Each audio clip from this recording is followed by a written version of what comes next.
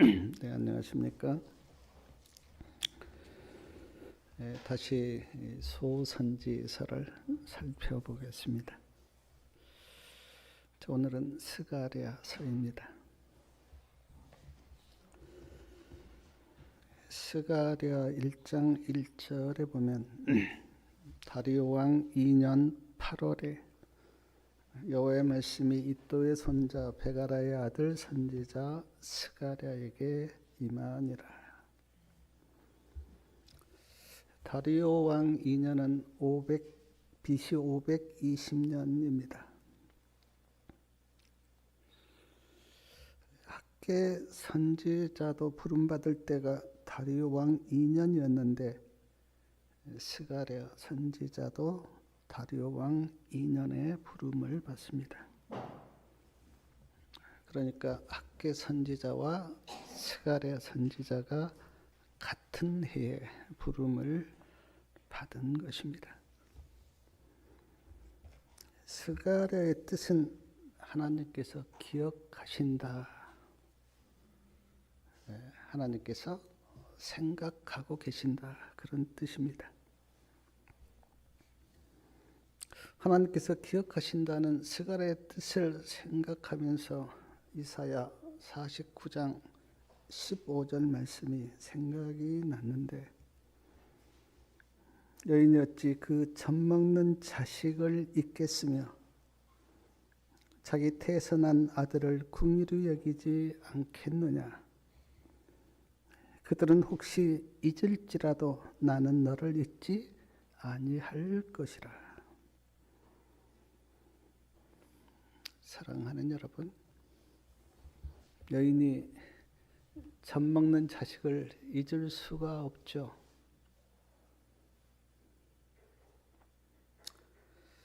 그런데 간혹 보면 어린 자식을 버린 어머니가 있습니다. 그런데 하나님은 말씀하시기를 여인은 그 젖먹는 자식을 잊을지라도 나는 너를 잊지 아니할 것이라, 그렇게 말씀하십니다. 그러니까 부모의 사랑보다 훨씬 큰 사랑이 하나님의 사랑입니다. 어떤 분이 이렇게 이야기했어요. 이 세상에서 하나님의 사랑을 조금이나마 맛볼 수 있는 사랑이 있는데 그것은 부모의 사랑이다. 그러나 부모의 사랑도 하나님의 사랑과 비교하면 비할 데가 없죠. 제가 신앙을 하면서 물론 말씀을 이렇게 연구하면서 하나님을 배우기는 배웠지만, 그러나 제가 실제적으로 사랑을 깨달았던 적이 언제냐면 자식 키우면서요. 자식 키우면서 하나님의 사랑이 이런 것이구나 하는 걸 제가 느꼈어요. 절대로 자식은 포기가 안 되더라고요.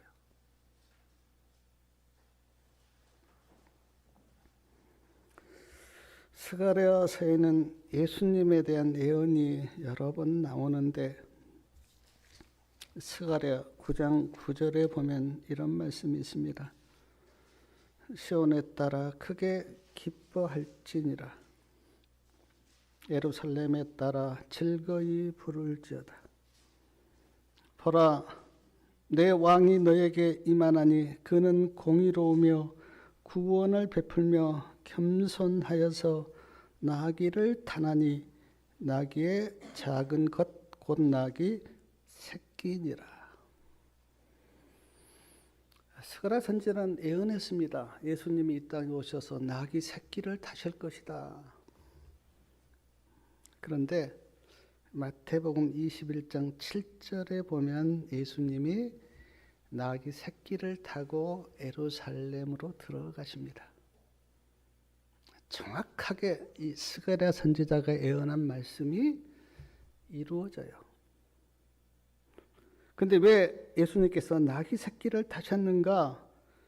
겸손하셔서 나귀 새끼를 탔다. 그렇게 성경에는 말씀합니다. 만왕의 왕 예수님이 만약에 타시려면 백마를 타셔야 되죠. 아주 그 하얀 백마를 타고 가셔야 맞는데 예수님은 겸손하셔서 백마를 타지 않으시고 나귀 새끼를 타셨습니다. 예수님은 온유하시고 겸손하신 분이세요. 예수님을 닮고 예수님을 배워야 된다고 말씀하는데 물론 예수님의 능력도 좋지만 그러나 예수님의 성품을 배우셔야 돼요. 겸손하시고 온유하신 예수님의 성품. 그것이 우리가 예수님을 믿는 믿음의 본질이에요. 내가 성경도 많이 알고 신앙도 오래 했고 목사고 장로인데 예수님의 성품을 담지 못했다. 신앙을 잘못한 겁니다. 물론 우리가 완벽하게 예수님과 같을 수는 어렵지만 그러나 끊임없이 주님의 성품을 닮아가는 것이 신앙의 길이에요.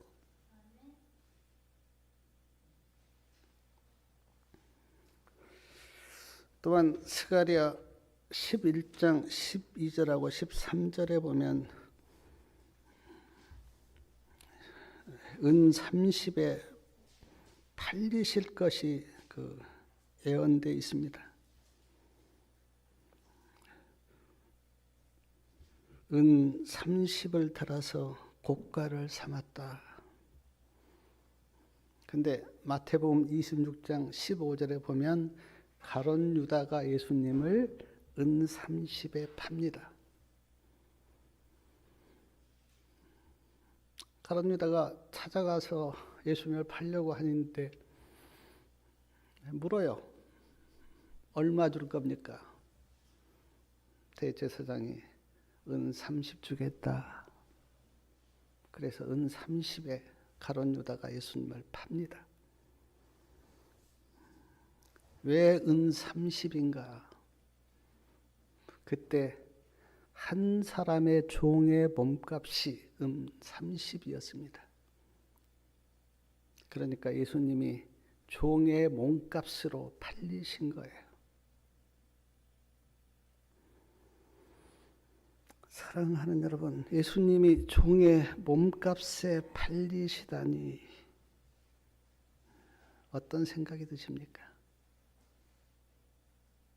하나님의 아들 만왕의 왕이 이 땅에 사람으로 오셔서 종의 몸값에 팔리신 것을 보면서 성도님들은 어떤 생각이 드십니까? 저는 마음이 많이 슬프더라고요. 한 사람의 종의 몸값으로 팔리신 예수님을 보면서 마음이 많이 슬펐습니다. 또한 스가랴 14장 4절에 보면 예수님께서 그날에 그의 발이 예루살렘 앞 곧 동편 감람산에 서실 것이며, 예수님의 발이 어디예요? 감람산에 서실 것이라 그렇게 스가랴 선지자가 예언을 했습니다. 언제 예수님의 발이 감람산에 서실 것인가? 우리가 구속의 경륜을 연구해 보면 삼림 때, 재림 때는 예수님께서 이 땅에 발을 딛지 않으십니다. 구원받은 자들이 휴거를 당해요. 그래서 공중에서 예수님을 만나요. 그래서 예수님을 만나서 하늘 본향으로 갑니다. 그래서 두 번째 재림 때는 예수님께서 이 땅에 발을 딛지 않으세요. 언제 감람산에 내려오시는가? 삼림 때. 대정토 547페이지에 이런 말씀이 있습니다.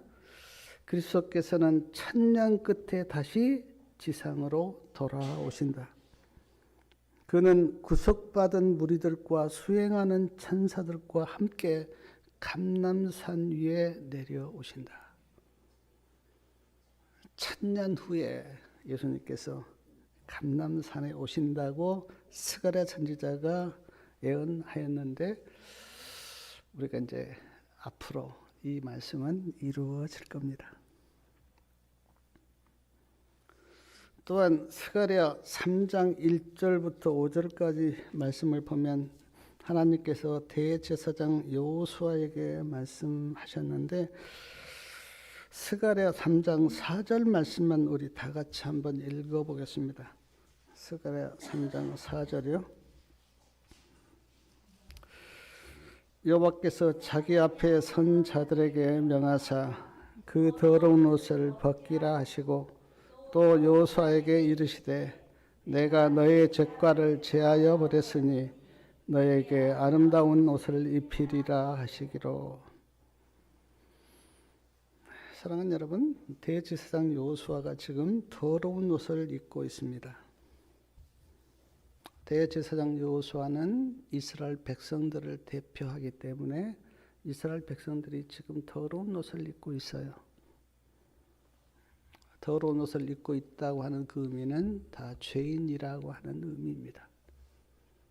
우리가 죄인이듯이 이스라엘 백성들도 죄인이었어요. 근데 하나님께서 그 자기 앞에 선 자들에게 여호수아가 입고 있는 더러운 옷을 벗기라고 말씀하십니다. 더러운 옷을 벗기라. 더러운 옷을 벗기라고 하는 그 의미는 죄 용서와 죄 사함을 의미합니다. 더러운 옷을 벗기고 내가 너에게 죄가를 제하여 버렸으니 너에게 아름다운 옷을 입히리라.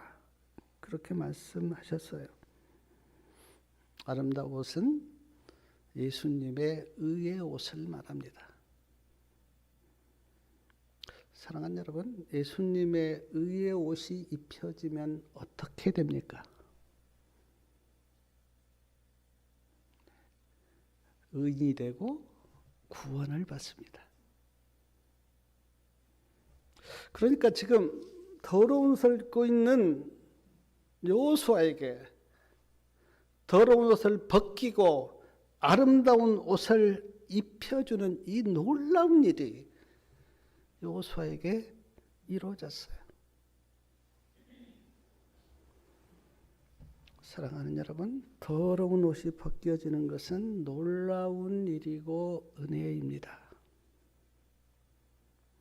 제가 보니까 이 세상에 어떤 것으로도 우리 죄를 속할 수 있는 길은 없어요.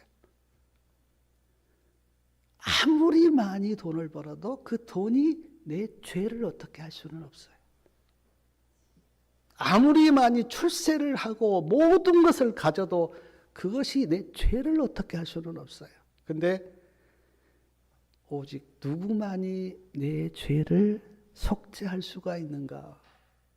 하나님이요. 하나님만이 내 죄를 속죄할 수가 있는데 지금 하나님께서 여호수아가 입고 있는 그 더러운 옷을 벗기라. 그리고 그리스도의 의의 옷을 입히라고 말씀합니다. 얼마나 놀라운 일인지 몰라요. 이것은 우리가 받을 수 있는 은혜 중에 가장 큰 은혜이고 가장 큰 놀라운 일이에요. 정말 우리 성도님들이 예수님 안에서 내 죄가 속죄함 받고 의가 나에게 입혀진다고 하는 이 놀라운 구속의 경륜을 정말 믿는다면 우리 성도님들은 기뻐서 날뛸 겁니다.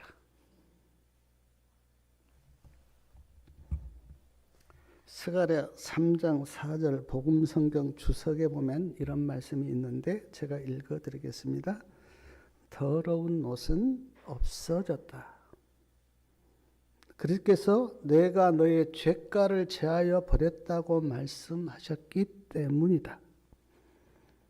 그 죄는 무죄하고 순결하고 거룩하신 하나님의 아들에게로 전가되었다.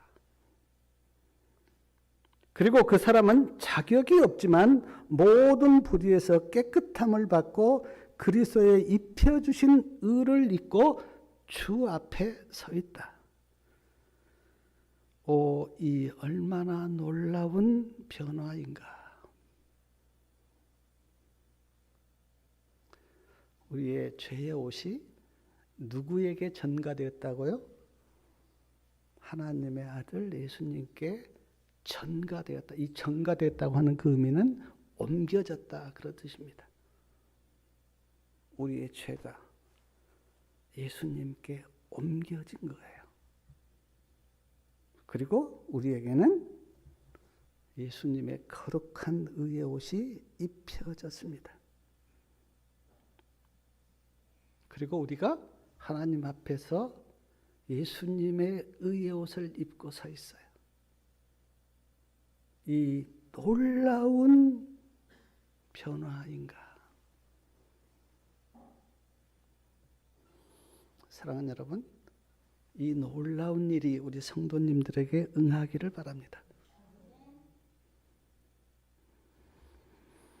스가랴 6장 11절하고 12절에 보면 은과 금으로 면류관을 만들어 대제사장 요수아의 머리에 씌워졌는데 이것은 축복과 영광을 의미합니다.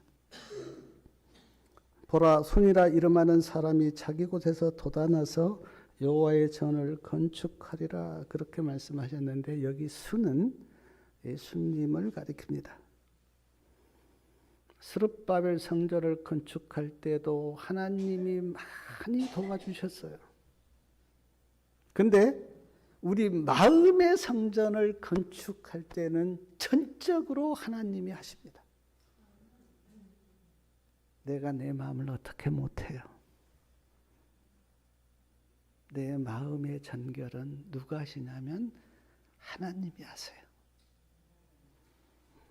저는 제가 공부를 열심히 하고 뭐 좀 수양을 하고 돌을 닦으면 마음이 깨끗하게 된 줄 알았어요.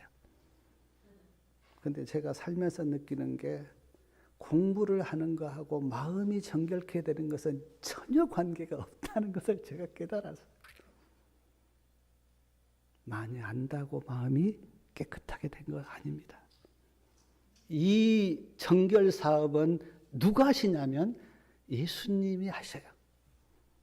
그래서 우리가 믿음으로 예수님을 붙들고 예수님께 나아가고 예수님이 내 안에 임재해 계실 때 내 더러운 마음이 정결케 되는 정결 사업이 시작돼요.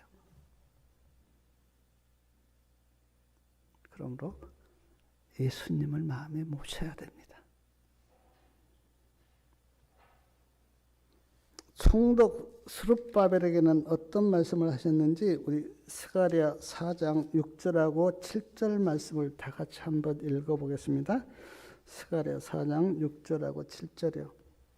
그가 내게 일러 가로되 여호와께서 스룹바벨에게 하신 말씀이 이러하니라. 만군의 여호와께서 말씀하시되 이는 힘으로 되지 아니하며 능으로 되지 아니하며 오직 나의 신으로 되느니라. 큰 산아 내가 무엇이냐? 내가 스룹바벨 앞에서 평지가 되리라. 그가 머릿돌을 내어 놓을 때에 무리가 외치기를 은총이 그에게 있을지어다 하리라 하셨고, 이는 힘으로 되지 않는다. 너의 능력으로 되지 않는다 말씀하십니다. 하나님의 신, 그러니까 하나님께서 하신다. 그러므로 하나님의 일을 하고 하나님을 믿고 살려면 나를 의지하면 안 돼요. 누구를 의지해야 되냐면 하나님을 의지해야 돼요. 왜냐하면 그 하나님의 사업은 내 힘으로 내 능력으로 하는 것이 아니라 하나님께서 하시기 때문에. 사랑하는 여러분, 나를 계속 보면서 내가 어떻게 되려고 하면 신앙은 실패합니다. 나를 바라보시면 안 돼요. 누구를 계속 바라봐야 되냐면 예수님을 계속 바라보면서 믿음으로 가면 어느 날 내가 변해요. 왜냐하면 그 예수님이 나를 변화시키기 때문에. 큰 산아 내가 무엇이냐? 스룹바벨 앞에서 평지가 되리라 그렇게 말씀하셨는데, 성전을 건축하는 스룹바벨 앞에 큰 산 같은 어려움들이 많이 있었어요. 큰 장애물들이 많이 있었습니다. 스룹바벨 총독 스룹바벨 힘으로는 넘을 수 없는 큰 산 같은 장애물들이 많이 있었어요. 근데 하나님께서 말씀하십니다.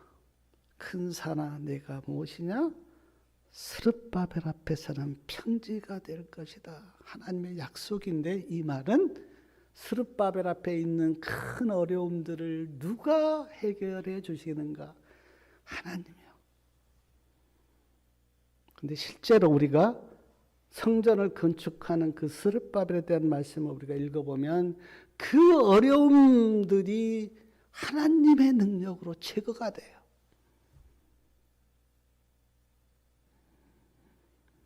저는 스룹바벨아 큰 산이 내게 무엇이냐? 내 앞에서 평지가 되리라는 이 말씀을 제가 이렇게 묵상하면서, 야, 그렇구나. 우리도 믿음으로 살려고 하면 어려움들이 많이 있잖아요. 사탄이 가만둡니까? 방해를 하잖아요. 근데 제가 이렇게 인생을 이렇게 돌아보니까 그 어려움들을 누가 다 제거하셨냐면 하나님이 제거해 주시고, 또 어떤 때는 그 어려움을 이길 수 있는 믿음을 주시고, 은혜를 주시고, 말씀을 주시고. 결국 제가 지금 내 인생을 돌아보면서 고백할 수 있는 고백이 뭐냐면, 하나님이 나를 인도하셨고 또 내가 이렇게 믿음의 길을 갈도록 도우셨습니다. 하나님 감사합니다. 그래서 무리가 외친다 그랬어요. 은총이 그에게 있을지어다.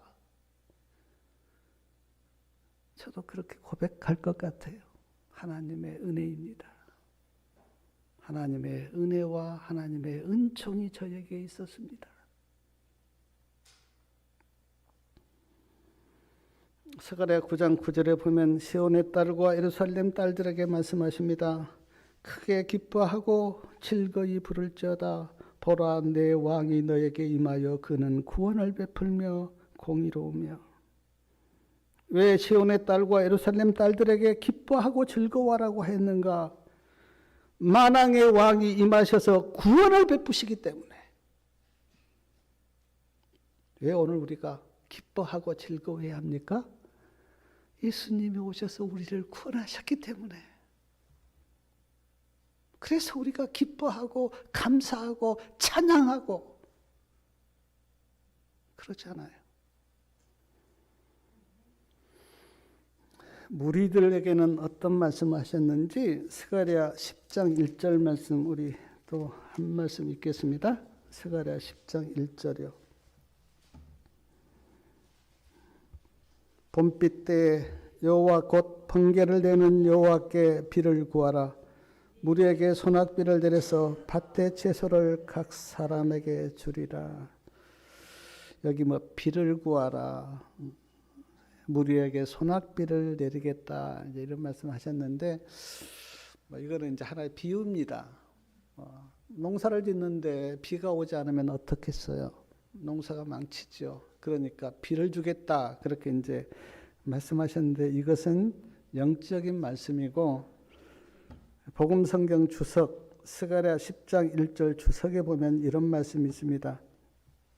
지상에서 하나님의 사업이 막을 내리는 종말의 때에 있어서 헌신한 신자들이 성령의 지도하에 발휘되는 열렬한 노력에는 하나님의 특별한 표적이 따를 것이다. 하나님의 교회에게 비상한 방법으로 영적 은혜를 부어주실 것을 애언하였다. 세상의 추수가 끝날 즈음에 인자의 오심에 대해 교회를 준비시키기 위하여 영적 은혜가 특별히 부어질 것이 약속되었다. 이 성령의 부어주심은 늦은 비가 내리는 것으로 비유되었다. 그리고 이 첨가된 능력을 받기 위하여 그리스도인들은 늦은 비 때 주님께 탄원해야 한다. 그 응답으로 주께서는 번개를 내시고 우리에게 소낙비를 내리시리라. 그래서 그러면 여기 비는요, 뭘 표상하냐면 특별한 영적 은혜, 첨가된 능력, 또한 늦은 비, 이렇게 우리가 표상하는데, 하나님께서 마지막 때 그 하나님의 백성들에게 영적 은혜와 첨가된 능력을 주시겠다고 그렇게 약속하십니다. 이 특별한 은혜, 첨가된 능력이 우리 성도님들에게 이루어지기를 바랍니다. 스가랴 13장 1절에 보면 우리 스가랴 13장 1절 말씀도 같이 한번 읽겠습니다. 그날에 죄와 더러움을 씻는 셈이 다윗의 족속과 예루살렘 거민을 위하여 열리리라. 여기 그날에 죄와 더러움을 씻는 셈이 열리겠다. 근데 여기 그날은 언제인가? 스가랴 12장 10절부터 보면 여기 그날에 대한 어떤 답이 나오는데, 내가 다윗의 집과 예루살렘 거민에게 은총과 간구하는 심령을 부어주리니. 은총이 부어지고 간구하는 심령이 부어집니다. 은총이 부어지고 간구하는 심령이 부어지니까 그들이 그 찌른 바 그를, 여기 그는 예수님을 가리키는데 예수님을 바라보면서 애통을 해요. 근데 그 애통이 어떻습니까? 독자를 위하여 애통하듯 하며 그를 위하여 통곡하기를 장자를 위하여 통곡하듯 하리로다. 독자를 위해서 애통하는 것처럼 애통합니다. 언제요? 은총과 간구하는 심령이 마음에 부어질 때. 왜 은총이 부어지고 간구하는 심령이 마음에 부어지면 애통을 합니까? 여기 지금 그 찌른 바 그를 바라보고, 그러니까 내가 예수님을 찔렀다고 하는 것을 보면서 지금 애통이 나오는 거예요. 내가 예수님을 죽였습니다. 내가 예수님을 찔렀습니다라고 하면서 애통을 하는 거예요. 왜냐하면 은혜가 부어지면 뭘 깨닫습니까? 아, 내가 예수님을 죽였구나. 내 죄 때문에 예수님이 돌아가셨구나라고 은혜가 부어지면 깨닫기 때문에 애통이 나온 거예요. 전에도 내가 한번 말씀을 드렸는데 다시 한번 말씀을 드리면, 넬 깁슨이 예수님의 순환이라고 하는 영화를 만들었습니다.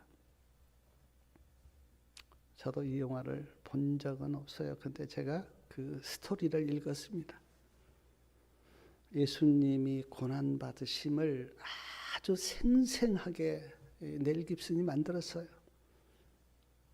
그러니까 예수님이 그 신문 받으신 모습들, 채찍에 맞으신 모습들, 가시 면류관이 머리에 씌워지니까 막 피를 흘리시고, 십자가를 지고 가시다가 막 쓰러지시고, 그리고 십자가에 못 박혀 죽으시는 그런 모습들을 아주 생생하게 영화로 만들었어요. 그리고 그 영화가 전 세계적으로 이렇게 많이 퍼졌습니다. 유대인들이 이 영화를 봤어요. 그리고 넬 깁슨에게 물었습니다. 아니, 우리 조상들이, 우리 유대인들이 이렇게 잔인하게 예수님을 죽였다는 말입니까? 우리 조상들이 이렇게 잔인합니까? 그렇게 넬 깁슨에게 물었어요. 넬 깁슨이 뭐라고 대답한지 아십니까? 아니요. 유대인들이 예수님을 죽인 게 아니고요. 내 죄가 예수님을 십자가에 못 박았습니다. 내가 예수님을 죽였습니다. 라고 대답하니까 유대인들이 아무 말을 못했어요. 사랑하는 여러분, 성경을 문자적으로만 보면 예수님의 죽음과 나는 아무 관계가 없죠. 예수님은 2000년 전에 돌아가셨고 나는 2000년 후에 오늘 태어났기 때문에 무슨 관계가 있습니까? 근데 성경을 구속의 경륜 차원에서 은총과 은혜가 부어진 다음에 성경을 보면 예수님이 왜 십자가를 지고 가셨는가? 그 해답은 명확해요. 죄 때문에. 누구의 죄 때문인가? 내 죄 때문에. 그러므로 누가 예수님을 죽였는가? 내가요. 내 죄가 예수님을 십자가에 못 박았어요. 그래서 은혜를 받고 십자가를 바라보면 애통이 나와요. 예수님, 나를 구원하기 위해서 십자가를 지셨군요. 예수님의 그 사랑이 놀랍고 예수님의 은혜가 큽니다. 그러면서 애통이 나와요.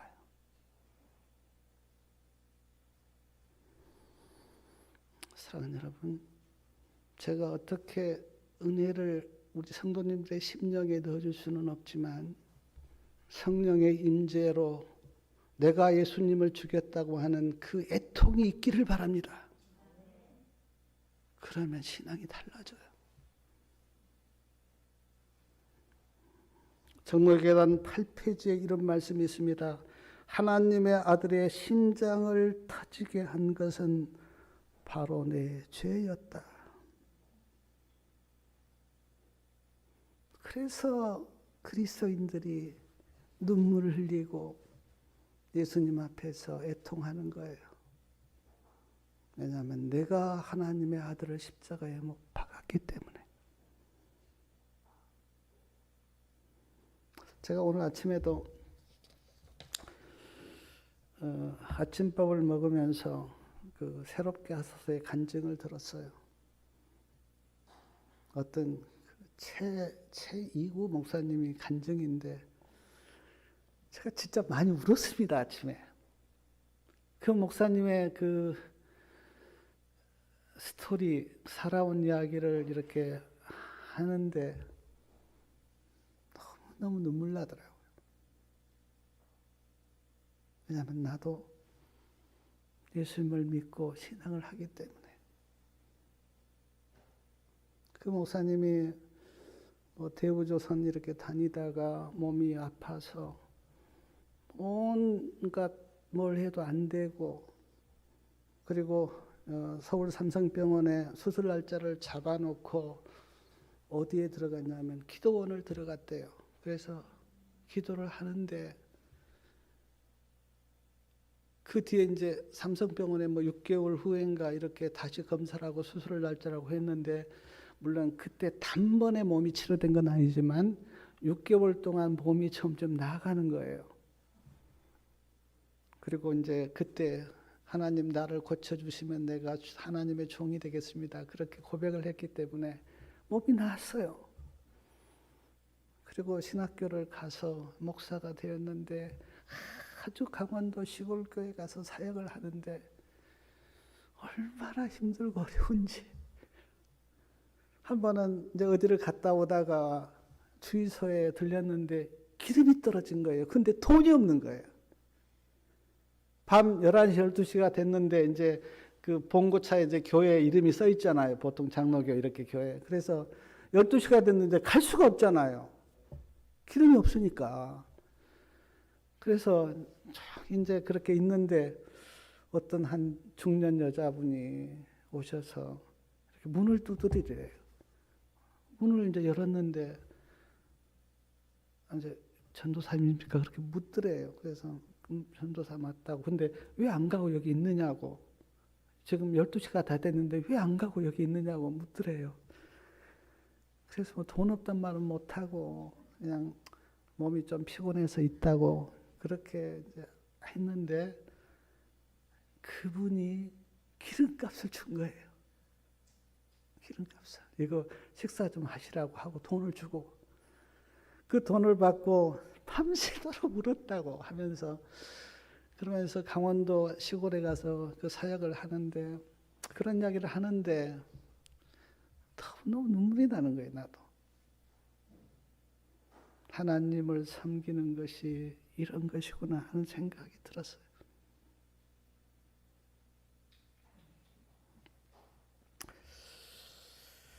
스가랴 12장 12절부터 14절에 보면 따로라는 말이 11번이 나와요. 온갖 족속이 따로 애통하되 12절부터 14절까지요. 다윗의 족속이 따로 하고 그 아내들이 따로 하며 나단의 족속이 따로 하고 그 아내들이 따로 하며 레이의 족속이 따로 하고 그 아내들이 따로 하며 시므의 족속이 따로 하고 그 아내들이 따로 하며 모든 남은 족속도 따로 하고 그 아내들이 따로 하리라. 다윗의 족속은 왕족입니다. 나단 족속은 선지자입니다. 레이 족속은 레이는 제사장입니다. 시므의 족속은 시므이는 이제 용사입니다. 그리고 남은 족속은 다 평민이에요. 그러니까 아까 뭐 왕의 족속, 선지자 족속, 제사자 족속, 용사 족속, 평민들. 그러나 따로따로입니다. 왜냐하면 구원은 개인적으로 받기 때문에. 구원은 절대로 단체적으로 받지 않습니다. 구원은 개인적으로 받아요. 그래서 내가 예수님을 나의 구주로 믿어야 돼요. 아버지가 믿음이 좋다고 자녀들이 아버지 따라서 구원받지 못합니다.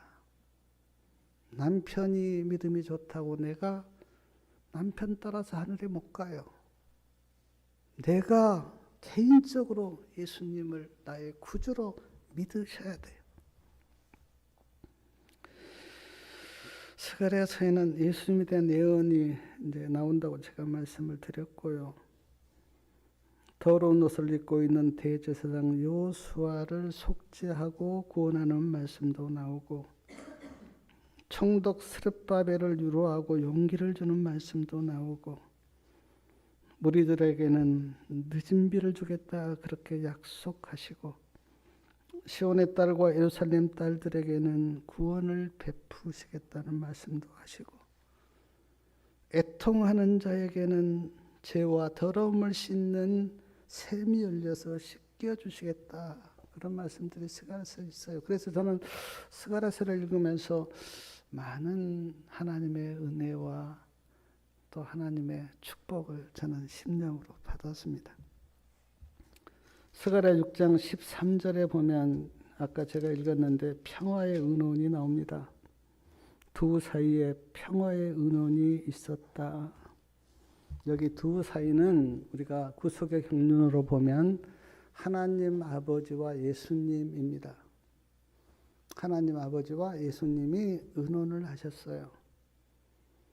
인간을 창조하기 전에 하늘에서 하나님과 예수님이 의논을 하셨는데 이제 그 의논이 뭐냐면 사람을 창조했을 때 그리고 우리에게 자유를 주셨잖아요. 근데 그 자유를 주면 죄를 지을 가능성이 있었기 때문에 의논을 하셨어요. 인간이 죄를 지으면 어떻게 할까? 근데 그 의논을 이렇게 하면서 예수님이 이제 하나님 아버지께 이렇게 제안을 했어요. 만약에 사람이 죄를 지으면 내가 사람이 되어서 그 대신 죽겠습니다. 그렇게 말씀했어요. 그때 하나님 아버지가 많이 말렸다 그랬어요. 아무리 인간을 구원하는 것도 좋지만 네가 어떻게 사람이 되어서 이 땅에 가서 죽겠느냐, 그렇게 하지 말라고. 근데 예수님이 아니라고. 만약에 사람이 죄를 지으면 내가 사람이 되어서 죽겠다고 그렇게 해서 평화의 의논이 있었고 그 결과 구속의 경륜이 세워진 거예요. 부조와 선지자 63페이지에 오 구속의 오묘함이며 인간을 사랑하는 하나님의 사랑이여 그 사랑의 깊이를 누가 알 수 있으리요. 사랑하는 여러분, 구속의 경륜이 세워져서 우리가 구원을 받았지만 그 하나님과 예수님 사이에 있었던 평화의 의논, 그 사랑의 깊이를 우리는 다 알지 못합니다. 스가랴 13장 6절에 보면 우주 거민들이 예수님께 이렇게 물었어요. 우리 스가랴 13장 6절 말씀 한번 읽겠습니다.